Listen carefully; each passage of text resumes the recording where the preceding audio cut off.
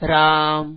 यह प्रवचन श्रद्धेय स्वामी जी श्री राम सुखदास जी महाराज द्वारा 16 जुलाई 1997 को रात्रि लगभग 8 बजे से रामलीला मैदान सीकर में हुआ। राम। पराकृत नगद बंधम परम ब्रह्म नराकृति सौंदर्य सार सर्वस्वं वंदे नंदात्मजं प्रपन्न पारिजाताय तोत्र वेत्रैकपाणये ज्ञान मुद्राय कृष्णाय गीतामृतदुहे नमः। वसुदेव सुतं देवं कंसचाणूरमर्दनं देवकी परमानन्दं कृष्णं वन्दे जगद्गुरुम्। वंशी विभूषितकरान्नवनीरदाभात् पीताम्बराधरुणबिम्बफलाधरोष्टात् पूर्णेन्दुसुन्दरमुखादरविन्दनेत्रात् कृष्णात् परं किमपि तत्त्वमहं न जाने। हरि ओं नमो परमात्मने नमः। श्री गोविन्दाय नमो नमः। श्री गुरु शरण कमलेभ्यो नमः। महात्म्यभ्यो नमः। सर्वेभ्यो नमो नमः। नारायण नारायण नारायण नारायण। क्या सार असार, नित्य अनित्य, अच्छा मंदा, भला बुरा, ये दोनों चीजों को अलग अलग समझे, ऐसी शक्ति भगवान ने मनुष्य को स्वाभाविक दी है। ये जो मनुष्य शरीर की महिमा है, वो महिमा केवल इस शरीर की नहीं है। शरीर को हाड़ मांस ऐसे ही होता सबका ही, इसमें जो विवेक शक्ति है उसकी महिमा है। तो विवेक शक्ति की महिमा भी विवेक के आदर की है, विवेक को महत्ता देनी है और उसका आदर करना है। कैसे? जैसे आप सब भाई बहन बैठे हैं तो हर एक के मन में ये बात बैठी हुई है कि यहाँ हरदम नहीं रहेंगे। जैसे पंडाल में सत्संग के लिए बैठे हैं और पूरे समय में अब यहाँ हम नहीं रहेंगे, इसी तरह से ही ये बात बैठी हुई है कि अपने अपने घरों में भी अपनी उम्र तक बैठे हैं, सदा नहीं रहेंगे। ये है विवेक शक्ति, परंतु इसका निरादर करते हैं, इसी तरफ ख्याल नहीं करते। ऐसा डेरा लगा देते हैं मानो तो हम सदा सदा यहाँ ही रहेंगे। इस खास बात को भूल जाते हैं, ये गलती होती है। तो ये विवेक शक्ति का अनादर है, इसका तिरस्कार है। हरेक को पूछा जाए तो ये बात बिल्कुल ठीक है कि ये संसार सब बदलता है और ये शरीर और संसार एक है, और संसार में नहीं बदलने वाला परमात्मा रहता है और शरीर में नहीं बदलने वाला मैं रहता हूँ। शरीर और संसार एक है और मैं और परमात्मा एक है। शरीर जड़ है, मैं चेतन हूँ, और संसार जड़ है, परमात्मा चेतन है। शरीर और संसार निरंतर बदलता है, कभी एक क्षण भी स्थिर नहीं रहता, और परमात्मा का हमारा कभी एक क्षण भी परिवर्तन होता ही नहीं। अनंत युग चले जाए, अनंत ब्रह्मा होकर खत्म हो जाए तो भी परमात्मा है जो को त्यों रहेंगे, और इसमें जीव भी है जो को त्यों रहेगा। तो शरीर से संसार अलग नहीं है, संसार से शरीर अलग नहीं है, परंतु अपने को इस शरीर को संसार से अलग मानते हैं। ये अलग मानना है, ये गलती है, बड़ी गलती है ये। और इसके सिवाय फिर दूसरी गलती और बड़ी होती है कि शरीर से हम चाहते हैं हमें मिल जाए, सुख मिल जाए। गहरी बात देखी जाए तो अर्जुन ने पूछा है कि मनुष्य न चाहता हुआ भी ये पाप क्यों कर बैठता है? तो भगवान ने वह कहा कि काम ऐसा क्रोध, ये कामना, ये क्रोध, ये बात ये मामूली सी दिखती है, परंतु सज्जनों आप ध्यान दें कृपा करके, हम अगर चाहना कुछ ना रखें तो हमारा जन्म मरण नहीं हो सकता, दुख हमारे पास आ नहीं सकता, आनंद की कमी रहेगी नहीं। ये जो मंगता पड़ा न खाऊं लेऊं, इससे सब अनर्थ होते हैं। जितने संसार में अनर्थ है वे चाहना से कामना से होते हैं। यदा सर्वे प्रबोच्यन्ते कामा ये हृदय स्थिता तदा मृत्यो अमृतो भवति अत्र ब्रह्म समश्नुते।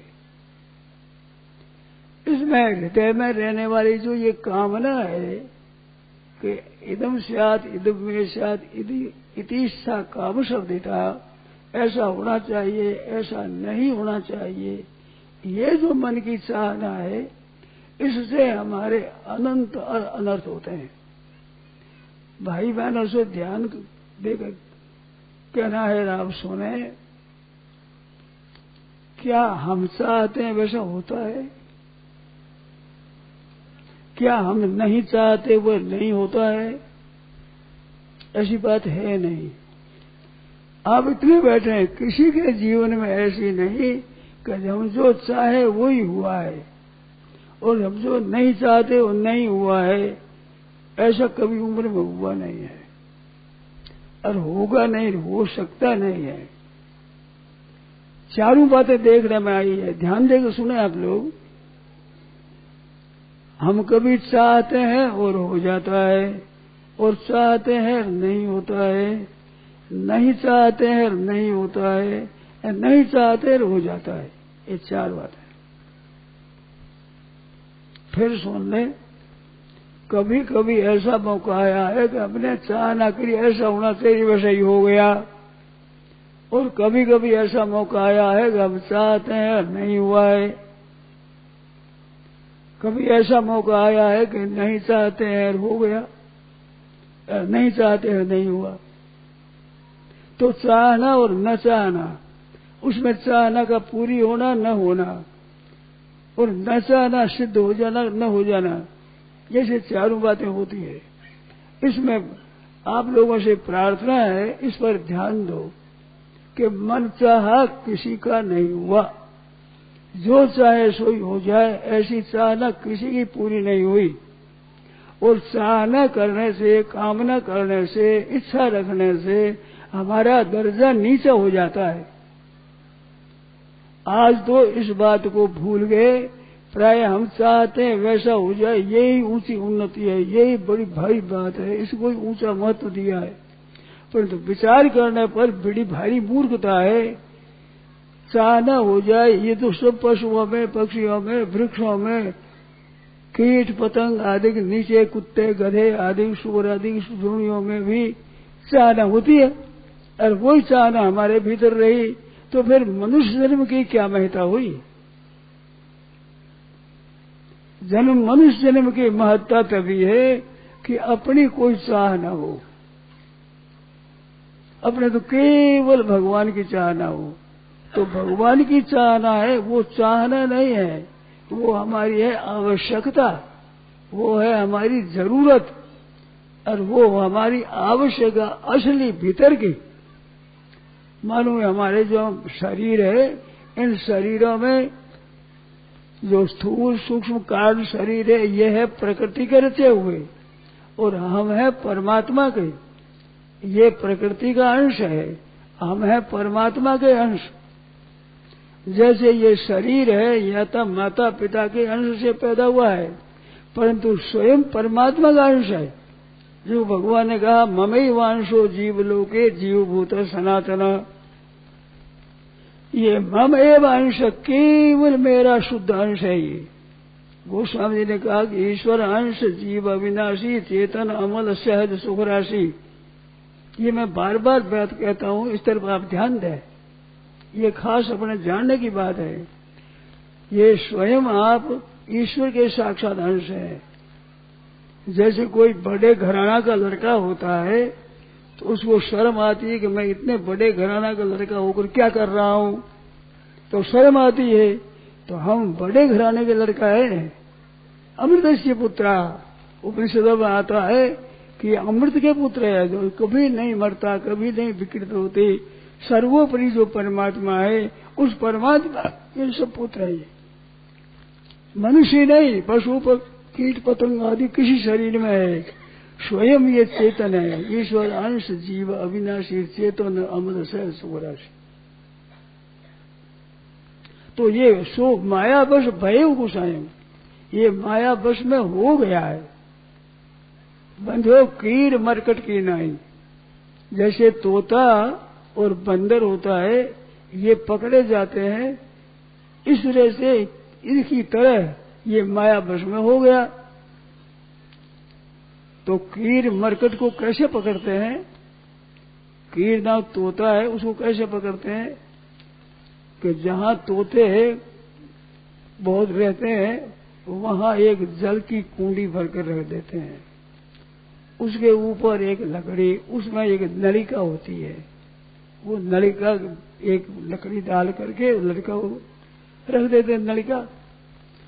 तो तोता आता है, वो कुंडी पर बैठ करके उस नलिका पर बैठता है, नलिका पर बैठ करके पानी पीने के लिए झुकता है, तो वो नलिका घूम जाती है ऊपर भी, वो घूम जाने से नीचे लटक जाता है, वो पगों से पकड़ा जाता है। अब छाती पर लकड़ी आ गई, अब वह लटक गया। तो लटकने पर वो देखता है तो छाती पर तो एक लकड़ी आई हुई है, चारों तरफ दीवार है कुंडी की, जिसमें जल भरा था, थोड़ा सा जल नीचे था, उसमें वो चारों तरफ दीवार है, और ऊपर देखे तो आकाश है, आधी लकड़ी आगे हो नहीं सकता। नीचे देखता है तो पानी में गहरा आकाश दिखता है, न जाने पानी कितना गहरा है। तो नीचे भी जाने की जगह नहीं है, ऊपर उड़ने की जगह नहीं है, चारों तरफ दीवार आ जाती है। वो फंस गया, मैं तो बड़ा फंस गया। फिर वो उठ सकता नहीं, तो पकड़ने वाला आता है, उसको हाथ से पकड़ करके और पिंजरे में डाल देता है। तो बेचारा सदा के लिए परवश हो जाता है। जो सदा घूमता है, चाहे जिस प्रेक्षक पर जाए, जहां जाओ, ऐसे खुला घूमने वाला बन जाता है। और बंदर को कैसे पकड़ते हैं कि छोटे मुंह का घड़ा, उसमें डाल देते हैं चने भुने हुए, भूंगड़ा उसमें डाल दिया, बाहर रटी रख दिए। तो बंदर खाते खाते बाहर खाता है, भीतर देखता है भूंगड़ा भरा हुआ है, तो हाथ डालता है भीतर हाथ डाल कर वो पकड़ता है भूंगड़े, पकड़ता है, पकड़े हाथ निकलता नहीं। जाते हैं तो खाली हाथ चला गया, अब निकलते मुट्ठी पड़ ली। अब मुट्ठी तो वो नहीं छोड़ता, घड़ा उसको नहीं छोड़ता, अब चिंता करता है, वो बड़ी मुश्किल होगी। बंदर वो दानों को तो छोड़ना चाहता नहीं, अब दाने छोड़े बिना हाथ छूटता नहीं, फंस जाता है। तो पकड़ने वाला आता है, उसके मुंह पर कपड़ा डाल दूर हुए भीतर में जोर से ऐसे करके छुड़ा देते हैं और गले में डाल करके पकड़ लेते हैं। तो ये पकड़ा गया, तो उससे पकड़े है बंदर को। तो गोस्वामी जी महाराज ने दो दृष्टांत दिए कि जो जीव अविनाशी है, चेतन है, अमल है, सहज सुख राशि है, स्वतंत्र है, सो माया बस भय। उसमें माया क्या है? वो जल की कुंडी और वो छोटे मुंह का घड़ा, ये माया बस में हो गया। तो माया बस में क्यों हो गया? और खाने पीने में आ गया, सुख लेने में, खाने पीने में। पहले मैंने बताया ना, ये क्यों दुख पा रहा है? लेने की इच्छा से, मैं ले लूं, मैं ले लूं। ये इच्छा ही जन्म मरण का कारण है। गीता में सरल भाषा से कहा है, कारण गुण संगोष्य सदसद योनि जन्मसु। ऊंच नीच योनियों में जन्म होने में कारण है गुणों का संग। तो सत्व गुण का संग करेगा, ऊपर लोकों में चला जाएगा। रजोगुण का संग करेगा, मध्य लोक में आ जाएगा। और तमोगुण का संग करे तो वो चिंता से नीचे गति में चला जाएगा। तो वो संग करना है, उसको पकड़ना है। तो वो पकड़ लिया। अब पकड़ने के बाद में वो उसमें पकड़ा गया, अब उसमें पकड़ा गया, अब छूटता नहीं। छोड़ना चाहे तो फूट छूटता नहीं। उसमें इसमें बड़ा फर्क है। इसमें अगर ये छोड़ना चाहे तो छोड़ सकता है। बंदर तो गले में रस्सी डाल दी थी, पकड़ा जाए अब छूटे कैसे। तोते को पिंजरे में बंद कर दिया, अब छूटे कैसे। परंतु ये मनुष्य उसकी तरह परवश नहीं है, ये चाहे तो छूट सकता है। परंतु घर का मोह, पदार्थों का मोह, जिसमें दो चीज खास, एक तो रुपये संग्रह किया इसका, और एक जो संसार लेता है सुख इसका, ये दो चीजों में ये फंसा हुआ है। उसमें स्त्री क्या, पुरुष क्या, साधु क्या, गृहस्थ क्या, छोटा क्या, बड़ा क्या, बालक क्या, बूढ़ा जवान, सबके भीतर ये है सुख ले ले, आराम ले ले, और ये चीज भी हम पकड़ ले। ये दो चीजों में फंसा हुआ है। भोगे ईश्वरीय प्रसन्नता नाम तया वृत चेतसा व्यवसाय बुद्धि समाधो न विधीयते। भोग और ऐश्वर्य में फंसे हुए हैं। एक तो पदार्थों का संग्रह करना, रुपयों का संग्रह करना, ये इच्छा, और एक सुख भोग की इच्छा, इन दोनों में ये बंधा हुआ है। इसका अर्थ ये नहीं है कि आप संग्रह मत करो, आप सुख मत लो, ये अर्थ नहीं है। आप संग्रह की इच्छा में फंसो मत, ये कह लगा है।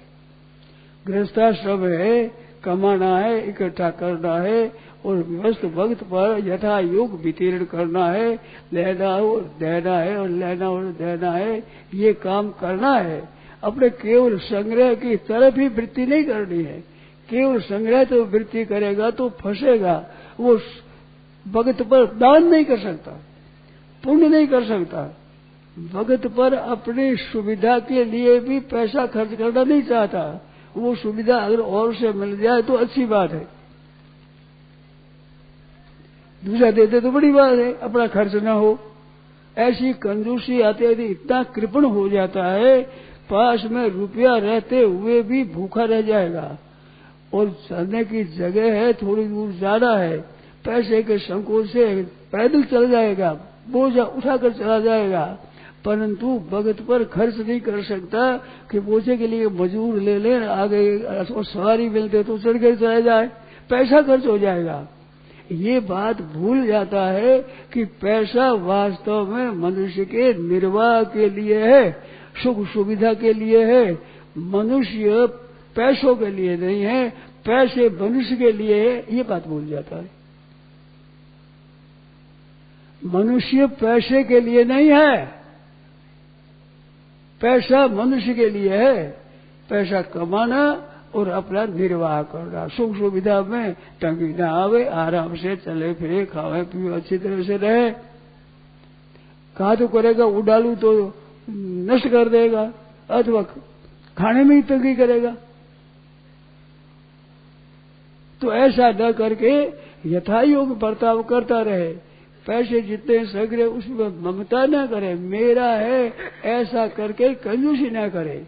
रुपये कमाना है, यथा योग खर्च करना है, बहन बेटी को देना है, साधु ब्राह्मण को देना है, गाया आदि की रक्षा करना है, कुटुंब में देना है, गरीबों को देना है, विधवा बहनों माताएं हैं उनको प्रबंध करना है, बालकों को विद्या अध्ययन कर में लगाना है, उपकार में किस तरह से दूसरों की सेवा में लगाना है, ऐसा रखना है। वो लेना और खर्च करना ये दोषी नहीं है, परंतु कंजूसी है और भोगे चाहिए, ये दो चीज बड़ी भारी बंधन करने वाली। पैसा खर्च न हो जाए, लाख रुपया रोकड़ में हो जाए तो लाख रुपया हमारा बना रहे। लड़कों से भाइयों से भी कहते रहे अभी भूल खर्च नहीं करना है, कमाओ और खाओ और कुछ न कुछ संग्रह करो। 1000, 2000, 10,000, 20,000 प्रत्येक वर्ष में कुछ संग्रह में आना चाहिए। ऐसे संग्रह में आना चाहिए। ये भी कोई पाप की बात नहीं है, परंतु दुख पा करके कंजूसी के कारण से अपने निर्वाह में न लगा करके, और जहाँ खर्च करना चाहिए बहन बेटी में वहाँ भी खर्च न करके, दान पुण्य में अवरक्षों की रक्षा करने के उसमें भी न लगा करके और संग्रह को बढ़ाते जाना है, ये बिना विचार की बात है। तो सत्संग के द्वारा ये बात ख्याल आती है कि हम क्या कर रहे हैं। अपनी योग्यता अपनी शक्ति के अनुसार सबका सुविधा हो, सबको सुख पहुंचे, सबको आराम पहुंचे, अपने भी दूसरों के भी अभी और परिणाम में हित हो, ऐसा खर्च करना।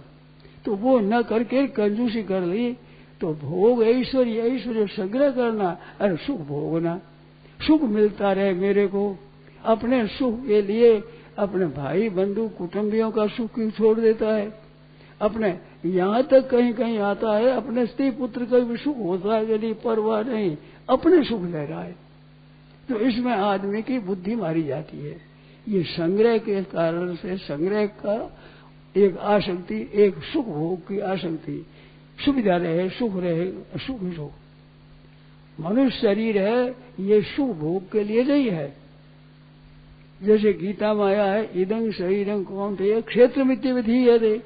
ये शरीर खेत है, खेत में जो जाते हैं वो आराम के लिए नहीं जाते हैं। खेत में काम धंधा करें, अनाज पैदा हो और फिर घर बैठ कर खावें, तो खेत में कमाने की जगह है। ऐसे ही सज्जनों, ये मानव शरीर है, अपने यहाँ पूंजी संग्रह करना है। कौन सी पूंजी? जो धर्म पुण्य की, भगवान के भजन की। ये दो बात है, दो बात। मनुष्य मात्र में दो बातें मुख्य होनी चाहिए। दो बात, जैसे भोग और ऐश्वर्य संग्रह और सुख भोग की बात है, इस जगह दूसरी बात दो होनी चाहिए। एक तो भगवान को याद रखना और एक संसार की सेवा करना। हमारे सामने दो है, एक तरफ भगवान है, एक तरफ संसार है। इधर इधर नहीं, सामने हम बीच में है मनुष्य मात्र। तो संसार की तो सेवा करना है और भगवान को याद करना है। ये दो बात अगर मनुष्य में नहीं है तो मनुष्य मनुष्य कहलाने लायक नहीं है। मनुष्य कहलाना तभी होगा जब ये दो बात होगी। भगवान को याद करे और अपने तन से, मन से, वचन से, धन से सबको सुख पहुंचावे, सबका हित करे। अपने पास थोड़ा तो थोड़ा करे और न दे सके तो भावना से भी सर्वे भवन्तु सुखिनः, सर्वे सन्तु निरामयाः, सर्वे भद्राणि पश्यन्तु, सब सुखी हो जाए, सब आराम रहे, ऐसा भाव। किसी को दुख हो ऐसा भाव न रखे, किंतु सबको सुख हो जाए। तो इसलिए से तन से, मन से, वचन से आराम पहुंचाना और भगवान को याद करना, तो संसार के लिए उपयोगी हो जाएगा। वो संसार भी उसको चाहेगा। जो मनुष्य सबकी सेवा करता है उसको कुछ नहीं, कौन नहीं चाहता, सब चाहते हैं। और सेवा न करके अपना स्वार्थ ही सिद्ध करता है, उसको कोई नहीं चाहते। घर वाले नहीं चाहते, माँ बाप नहीं चाहते, स्त्री पुत्र भी नहीं चाहते, पड़ोसी नहीं चाहते, गांव के आदमी उसको नहीं चाहते। जो पेटू और चट्टू होता है, संग्रह करने की इच्छा रहती है, स्वार्थी होता है। तो स्वार्थी तो पशु पक्षी भी है। बंदरी का बच्चा बंदरी को बहुत प्यारा लगता है। बंदर का बच्चा मर जाने पर भी बंदरी जल्दी छोड़ती नहीं, साथ लिए घूमती है। इतना मोह होता है। मन रोटी दे दो, रोटी बच्चा गोदी में है, बच्चे को रोटी नहीं देगी, आप रोटी खाएगी। बच्चा जो घुड़की दर्शी ऐसी ताड़ना करती, बच्चा ची ची कर तो भाग जाता है। वो कहीं का कोई पड़ जाए तो दिशा खाता है, खाने नहीं रहती। तो मोह तो इतना है कि मरने पर भी छोड़ दी। और अपना स्वार्थ इतना है कि रोटी बच्चे को नहीं देती, खुद से ही खा जाती है। और वही स्वार्थ वृत्ति मनुष्यों में आ गई। ये माँ ऐसी नहीं होती प्राय करके माताओं में, आप भूखी रह जाएगी बच्चे को खिलाएगी। परंतु बंदरी का मोह तो बहुत है, मरने पर भी नहीं छोड़ती, परंतु खाने के लिए आप खाएगी, उसको दे देगी। तो मनुष्यता तब है भाई दूसरों का सेवा करे, सर्वभूत ही तेरता, प्राणी मात्र का ही तो दूसरों का सुख हो। तो संग्रह और भोग में न रह करके उदारता में आप कमाओ और कमा करके सदुपयोग करो, यथा योग बर्ताव करो। जैसे सूर्य भगवान 12 महीना खींचते हैं, ऊपर जल को खींचते हैं और ऊपर जल लेकर समुद्र का जल लेते हैं, नदियों का, गंगा जी का आदि वो जल लेते हैं। और जो संसार में गीली गिरती पड़ी है, मैला है, पेशाब है, टट्टे है और कोई मैली चीजें, उनको भी सुखा देता है। उनका भी सार सार पानी पानी सब ग्रहण करता है और कीड़ा में ला करके फिर फैला कर बरसा देता है। वर्षम निगृणामी उत्सृजामी से, वर्षा को ग्रहण करता है, त्याग भी करता है। जैसे सूर्य का स्वभाव है ऐसे मनुष्य का स्वभाव होना चाहिए। सूर्य में तो शक्ति स्वतः है, स्वाभाविक एक शक्ति है, कुछ वो शोषण करता है, गीली चीज को वो शोषण करता है, वृक्षों से भी, सरोवर से भी, गीली जमीन से भी, जहाँ कहीं गीलापन है उसको शोषण करता है। और उसमें गीलापन ही नहीं, उसमें जो रोग के कीटाणु होते हैं, कादा आदि हो जाने से भीतर में जहरीले रोग के कीड़े पैदा होते हैं, उनको भी जला करके सत्व करके और निरोगता करता रहता है। इसका आरोग्य भास्करा दीक्षित, इस वास्ते सूर्य भगवान सब संसार को निरोग करता है। तो निरोग करने के लिए स्वाभाविक उनका गीलापना है, ये नमी है, इसको खींच कर शुष्क करता है। सुख देश जितने शुष्क देश है, जहाँ नदियां नाराज पानी की कमी है, वहाँ जैसलमेर आदि, जोधपुर बीकानेर से अगर जैसलमेर, उधर रोग कम होता है, शरीर निरोग रहता है, क्योंकि नमी कम है उधर। जहाँ ज्यादा पानी होता है, गीलापन होता है, वो रोग फैलता है। तो सूर्य जैसे वो खींच करके अलग शुद्ध कर देता है, और जल वही लेकर के जल को भी शुद्ध कर देता है। समुद्र में कड़वा पानी है, वो कड़वा पानी खींच के ऊपर ले तो बड़ा मीठा हो जाता है, मीठा पानी करके फिर बरसा देता है। तो मनुष्य को ये शिक्षा लेनी चाहिए कि हम कमावे, सब कुछ काम करें और उसे न्याय युक्त अपना लें, और न्याय युक्त ले करके उसके द्वारा हमारा कुटुंब का, सब दुनिया का, दीन दुखियों का और बड़ा बूढ़ों का सुख लें, उनको सुख दें, बड़ों की सेवा करें, बूढ़ों की बड़ों की सेवा करें। ये मनुष्यता है। सज्जनों सत्संग के द्वारा ये बात सीखना है कि सबको कैसे सुख हो। वो सुख घर में से शुरू करे और फिर आवश्यकता जहां देखे वहां भी उनको सुख दे, अपनी शक्ति के अनुसार से सहायता करे, खरीद शरीर से खट करके सेवा करे और पैसों चीजों से वस्तुओं के द्वारा सेवा करे। ये दो तरह से सेवा होती है। तो घर वाले भी सुखी रहे, आराम से रहे, उनके रोग आदि वो दवाई करावे, कपड़े आदि जरूरत वो करे, अन्न के वस्त्र आवश्यकता पूरी करे, ऐसे दिन दुखियों की भी आवश्यकता को पूरी करे अपनी शक्ति के अनुसार। वो लागू उतना ही होता है जितना कर सकता है। जैसे इनकम टैक्स होता है तो इनकम